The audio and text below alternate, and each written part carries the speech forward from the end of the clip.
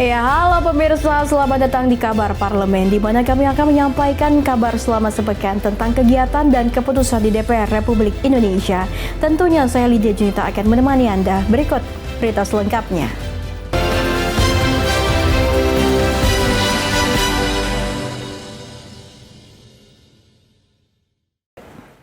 Ya pemirsa, kita ke informasi utama. Ada Wakil Ketua DPR RI Sufmi Dasko Ahmad berjanji rancangan Undang-Undang Perlindungan Pekerja Rumah Tangga atau RUU PPRT akan dimulai dibahas usai peringatan Hari Buruh yakni 1 Mei 2025. Dan tentunya pemirsa, janji tersebut disampaikan Dasko usai menggelar pertemuan dengan perwakilan Federasi Serikat Buruh di Kompleks Parlemen DPR RI Senayan, Jakarta. Menurut Ketua DPR RI Sufmi Dasko Ahmad, setelah hampir 20 tahun berlalu, DPR akhirnya memutuskan akan membahas kembali RUU PPRT. Setelah berdiskusi panjang dengan para pimpinan DPR, Ketua DPR Puan Maharani. Maka dari itu Dasko menyebutkan RUU PPRT akan menjadi hadiah untuk kaum pekerja. Sufmi Dasko Ahmad yang juga Ketua Harian Gerindra itu menyebut pertemuan DPR dengan Serikat Pekerja pada kesempatan itu menyepakati kerjasama antara keduanya.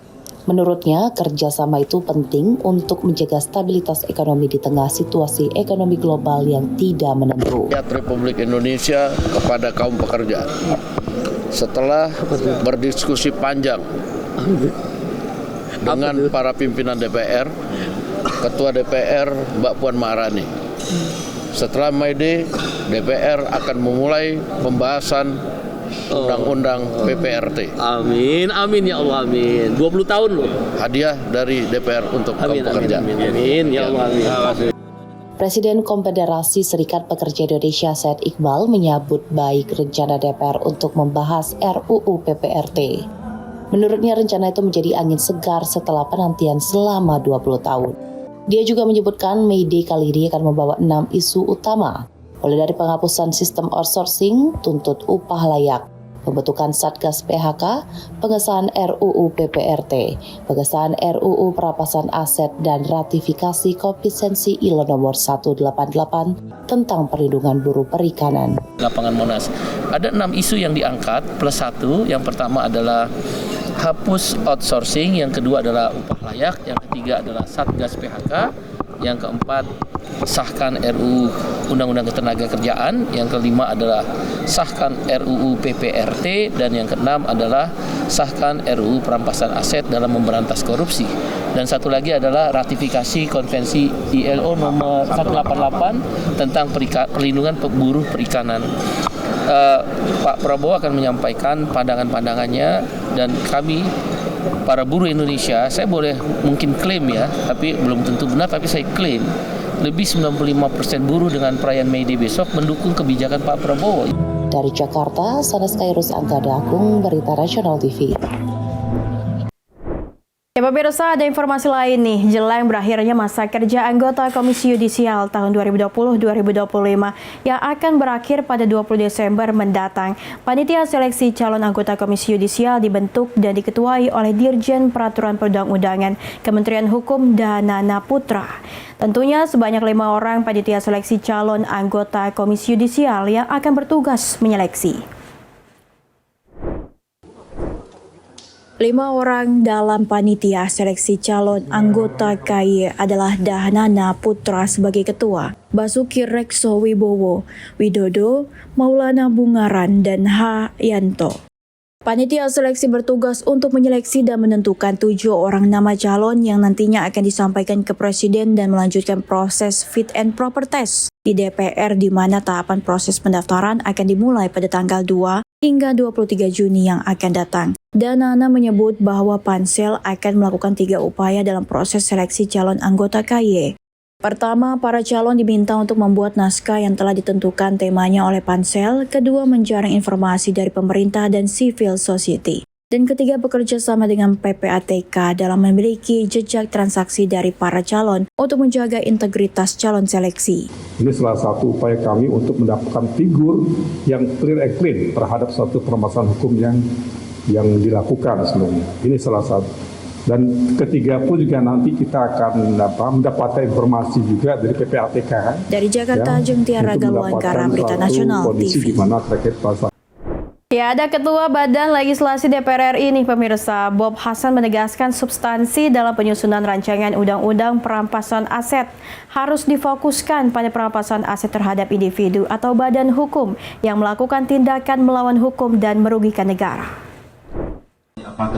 RUU Perampasan Aset telah masuk dalam program legislasi nasional atau Prolegnas Prioritas Jangka Menengah yang diinisiasi oleh pemerintah. Menurut Bob Hasan, kehadiran RUU ini bertujuan untuk melengkapi sanksi terhadap tindak pidana korupsi. Bukan hanya untuk memberikan kepastian hukum, tapi untuk menghadirkan efek jera bagi pelaku kejahatan. Ia menekankan kejelasan hukum yang dihadirkan melalui regulasi ini akan memberikan dampak positif terhadap keberlanjutan pembangunan nasional. Lebih lanjut, Bob Hasan mengingatkan agar penyusunan agar RUU Perampasan Aset tidak terjebak dalam perdebatan seputar judul, tapi harus berfokus pada substansi dan tujuan regulasi. Lebih lanjut bahwa pembahasan RUU ini optimis akan dilaksanakan pada tahun 2025. Mengingat arahan langsung dari Presiden Prabowo Subianto. Nanti di balik, kami kan di balik ya. Jadi di balik itu akan melakukan satu pembulatan, ya harmonisasi. Ya, harmonisasi ini tentunya kembali tadi seperti tadi, jangan terjadi friksi. Hukum itu kan terbentuknya, keberadaannya itu adalah untuk menimbulkan melahirkan kepastian hukum. Dari Jakarta, Sena Sairus, Anggada Agung, Berita Nasional TV. Kita melihat Datang dari Ketua DPR RI, Puan Maharani menerima kunjungan Presiden Senat Kerajaan Kamboja, Samdech Aka Moha Senapati Techno Hun di Gedung Parlemen Senayan, Jakarta Pusat pada Rabu pagi. Tentunya pemirsa, dalam pertemuan tersebut, keduanya membahas perlindungan bagi pekerja migran Indonesia atau PMI di Kamboja. Puan Maharani mengatakan pertemuan tersebut membahas kerjasama Indonesia dan Kamboja mencakup bidang pertahanan hingga ekonomi yang mengalami peningkatan.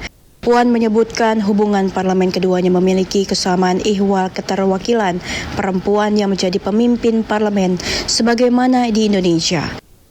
Puan menjelaskan bahwa Parlemen Indonesia dan Kamboja bersepakat untuk sama-sama mendukung kebijakan yang diambil pemerintah kedua negara.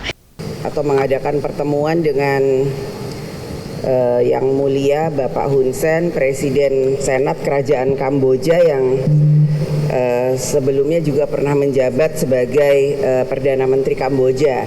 Pembicaraannya, beliau menyampaikan update terkait dengan apa yang sekarang terjadi di Kamboja, kemudian bagaimana hubungan kerjasama antara kedua negara, kemudian bagaimana hubungan antara kedua negara yang sekarang alhamdulillah juga semakin berjalan akrab, erat, hubungan kerjasama ekonomi yang alhamdulillah sudah sangat meningkat hampir 1 miliar US dollar.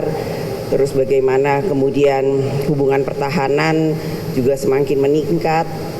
Bagaimana kemudian perkembangan pembangunan yang ada di Kamboja juga sudah semakin berkembang, dan beliau tentu saja mengharapkan hubungan yang semakin erat ini terus ditingkatkan. Sekarang beliau hanya ikut menjadi penasehat dari semua pemerintahan yang ada, dan beliau juga menyampaikan dari pertemuan dengan Bapak Presiden Prabowo yang juga merupakan teman baik beliau. Beliau berharap bahwa semua kerjasama dan hubungan yang sudah baik ini bisa terus dilanjutkan. Kita juga punya banyak sekali kerjasama yang lain, dan tentu saja kerjasama parlemen antara Indonesia dan Kamboja. Saat ini beliau menyampaikan terinspirasi bahwa Indonesia sudah ada ketua DPR perempuan, jadi sekarang di Kamboja. Dari Jakarta, Natasha Alko, Ade Chandra, Dewanata, Berita Nasional TV. Alhamdulillah Indonesia. Ya, informasi berita lainnya akan kami sajikan pemirsa, tentunya usai jeda berikut ini. Tetaplah bersama kami di Kabar Parlemen.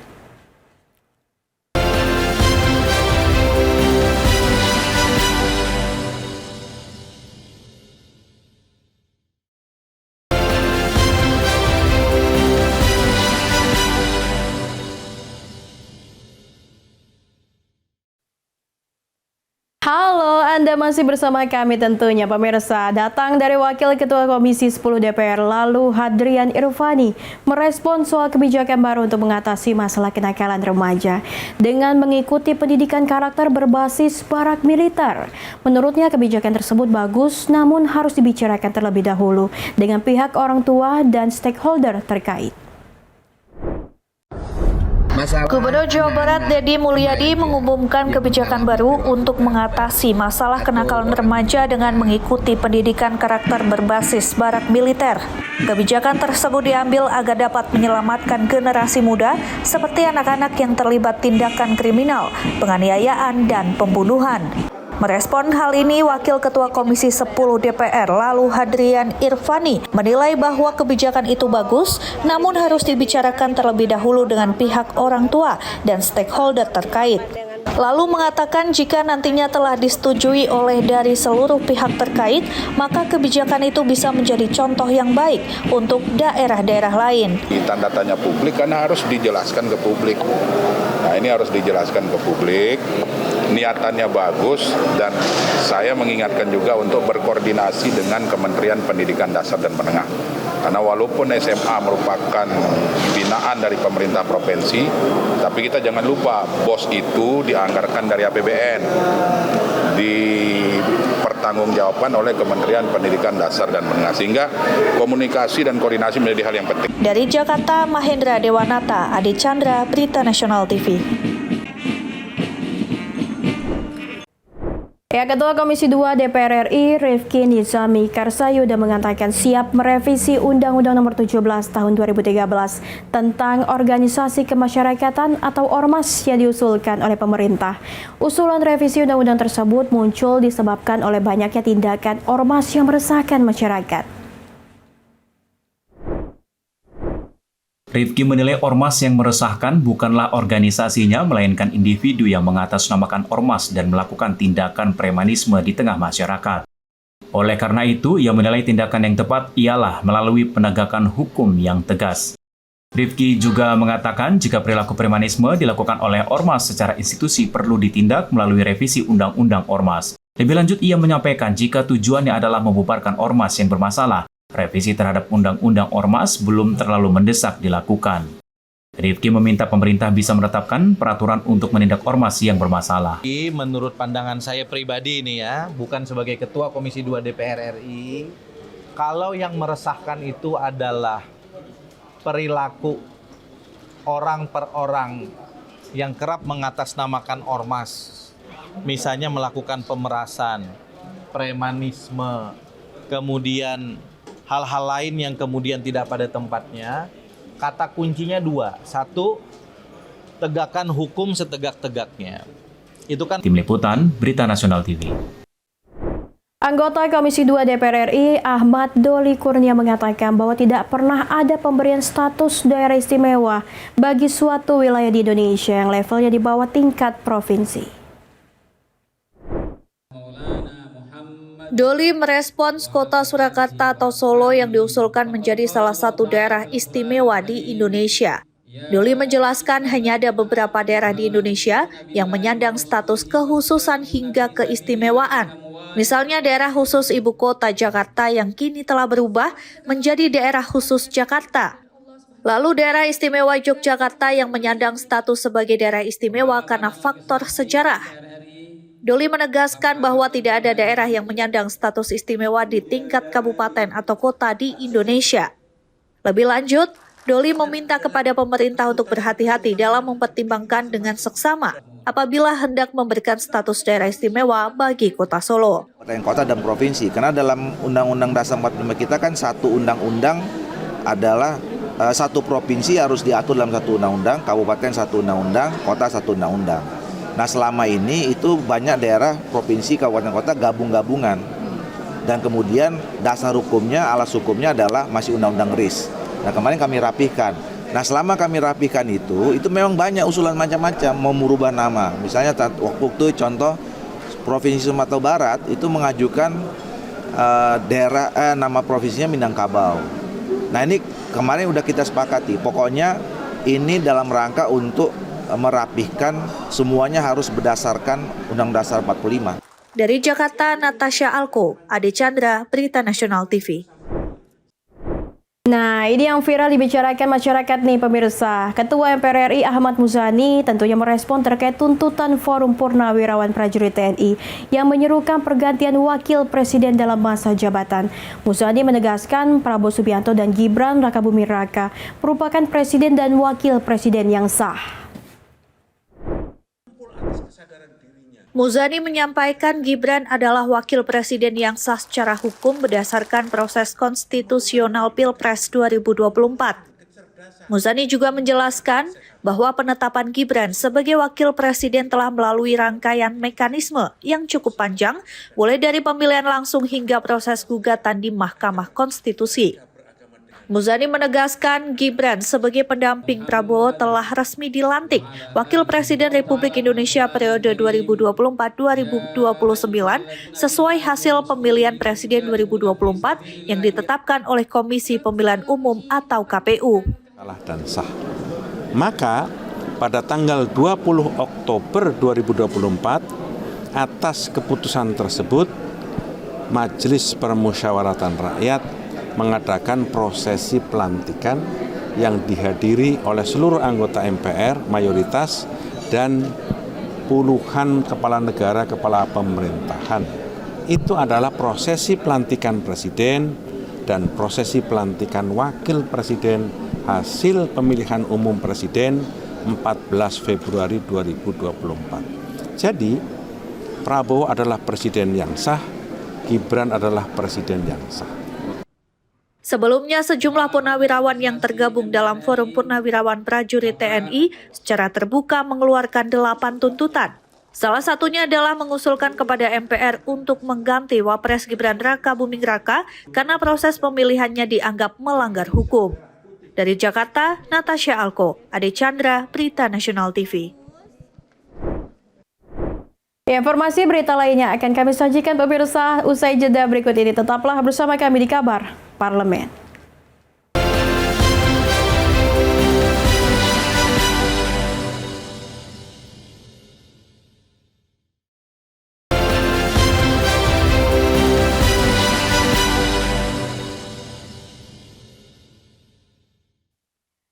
Pemirsa, Ketua Badan Kerjasama Antar Parlemen DPR RI Mardani Alisera menghadirkan tim medis yang baru saja pulang dari Gaza untuk menceritakan kepada media dan masyarakat Indonesia terkait pengalaman mereka selama menjalani mini kemanusiaan di Gaza. Mardani mengatakan kondisi di Gaza kian memburuk, mulai dari blokade Israel yang terus berjalan hingga ancaman Zionis yang ingin menghancurkan Gaza. Yang berhasil Berdasarkan laporan Timbulan Sabit Merah Indonesia, banyak tim medis yang telah gugur bahkan ditangkap oleh pasukan Israel. Oleh karena itu, pihaknya akan mengangkat isu Palestina dan mengajak seluruh negara-negara dalam Organisasi Kerjasama Islam untuk melakukan aksi nyata dalam mendukung kemerdekaan Palestina. Mardani juga menegaskan bahwa negara hadir dan mendukung setiap usaha perbaikan kehidupan masyarakat Gaza. Ia juga mengapresiasi kepada seluruh tim medis yang telah berjuang membawa nama Indonesia atas krisis kemanusiaan di Gaza. Kondisi di Gaza kian memburuk. Ya. Blokade Israel terus berjalan.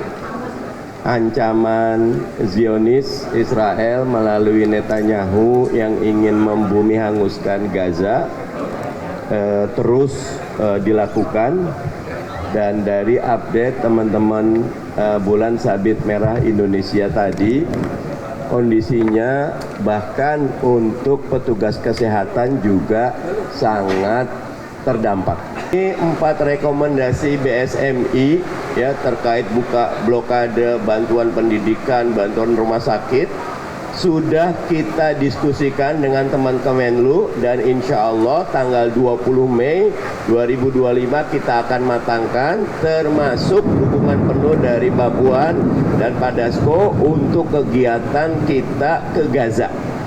Mudah-mudahan setelah 20 Mei bersama dengan MUI, teman-teman Basnas, teman-teman NU, teman-teman Muhammadiyah, dan 125 ormas dan lembaga kemanusiaan yang lainnya, plus pemerintah Indonesia, itu kita akan mengumumkan kerja yang lebih aksi di lapangan terkait dukungan untuk kemerdekaan Palestina, khususnya perdamaian di Palestina. Terima kasih. Natasha Alko, Adi Chandra, Dewananta, Berita Nasional TV. Dan kemudian kembali.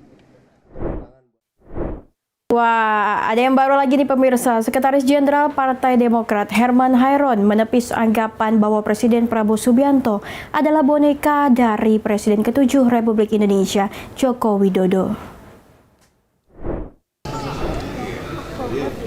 Herman mengatakan sebagian besar program pemerintahan Prabowo adalah program baru yang merupakan hasil buah pikiran dan keputusan Prabowo Subianto. Ia mencontohkan beberapa program seperti makan bergizi gratis, sekolah rakyat hingga hilirisasi yang semakin meluas. Lebih lanjut, Herman mengatakan tidak pernah melihat adanya matahari kembar di pemerintahan. Ia menyebut Prabowo Subianto adalah kepala negara. Kalau melihat sejak beliau dilantik, Pak Prabowo menjadi presiden, kita dapat melihat bahwa apa yang dilakukan oleh Pak Prabowo justru itu adalah hasil buah pikiran dan keputusan Pak Prabowo. Artinya kalau kita bisa melihat program-program yang ada, misalkan makan bergizi gratis, sekolah rakyat, hilirisasi yang diperluas, kemudian menuju kepada kedaulatan dan kemandirian pangan. Beliau juga menuju kemandirian energi dan air misalkan. Ini kan sangat berbeda program-program yang beliau luncurkan dengan pemerintahan sebelumnya, meskipun tetap melanjutkan terhadap pembangunan-pembangunan yang harus dilanjutkan sebelumnya. Gitu? Misalkan IKN tetap dilanjutkan, meskipun mungkin porsinya kepada hal-hal lain yang menjadi skala prioritasnya Presiden Prabowo. Gitu. Artinya kalau melihat dari sisi program saja, ya Pak Prabowo memiliki kemandirian, kedaulatan di dalam mengambil keputusannya. Gitu. Dari Jakarta, Natasha Alko, Adi Chandra, Dewanata, Berita Nasional TV. Nah, siapa nih yang suka banget pakai QRIS untuk transaksi pembayarannya? Datang dari Wakil Ketua MPR RI, Edi Suparno, menampik kritik Presiden Amerika Serikat Donald Trump terkait model pembayaran Quick Response Code Indonesian Standard menghambat sistem inklusi keuangan. Edi mengatakan kehadiran QRIS mempermudah para pelaku usaha dalam proses transaksi pembayaran. Menurut Edi, kehadiran QRIS justru mempermudah para pelaku dunia usaha dalam proses pembayaran bahkan hingga UMKM. Edi mengatakan jika Trump ingin memasukkan sistem Visa Mastercard, justru bisa bersaing secara sehat dengan QRIS yang selama ini membantu sejumlah sektor usaha di Indonesia. Ia juga menyampaikan persaingan usaha bisa dilakukan dengan berbagai model sistem pembayaran termasuk QRIS, Visa maupun Mastercard.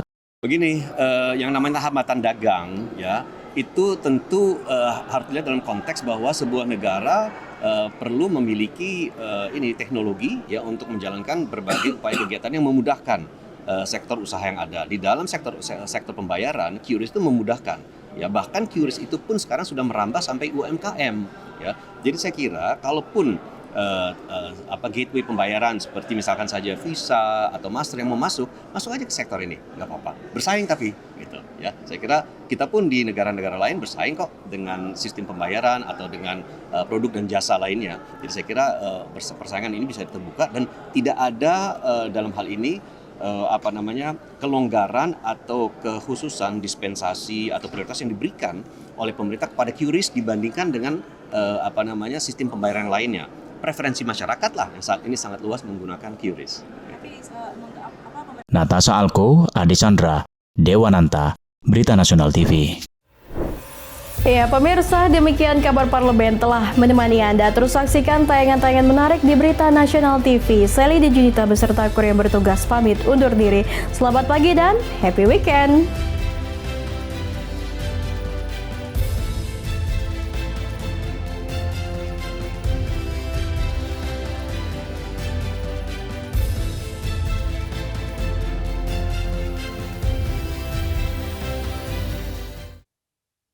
Ya, selanjutnya ada Ketua MPR RI Ahmad Muzani merespon terkait tuntutan Forum Purnawirawan Prajurit TNI yang menyuruhkan pergantian Wakil Presiden dalam masa jabatan. Muzani tentunya menegaskan Prabowo Subianto dan Gibran merupakan Presiden dan Wakil Presiden yang sah.